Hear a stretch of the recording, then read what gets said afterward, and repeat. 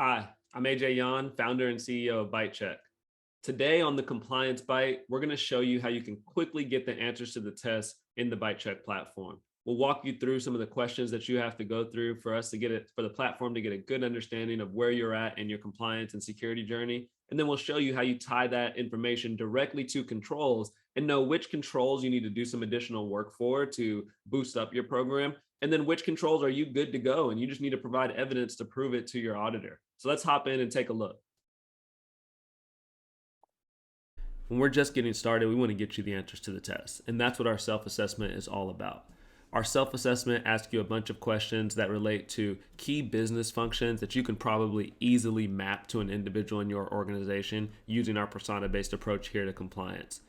For example, here we have the people ops questions. If I was logged in as just a people ops person, I would only see these questions. I wouldn't see anything that has to do with change management, risk assessment, etc., because that might confuse me. And we want to make sure the people that are involved in the audit know exactly what they need to do and are able to do it. As you go through and start answering the questions, you'll see they're very simple questions, really straightforward yes or no questions that help the platform gain an understanding of what are you currently doing in your environment and we're in those places where you're doing stuff, how are you doing it so that we can really start to map out what's going on.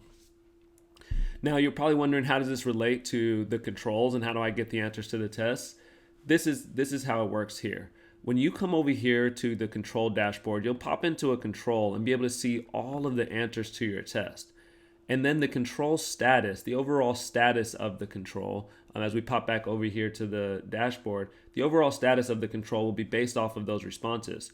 So if you shared that you have a control in place in the self-assessment and you said you're doing some things, we're going to say there's evidence needed to support the control statement, to support that you are doing the things you mentioned. Maybe in the self-assessment we found out that you're not doing certain things that are required for SOC 2. That's where you're going to see needs attention. So you'll be able to really quickly filter and focus on what are those things that I need to work on. Again, without talking to an auditor, without wasting hours on Zoom, you can get this done in less than a couple hours and have your roadmap towards SOC 2.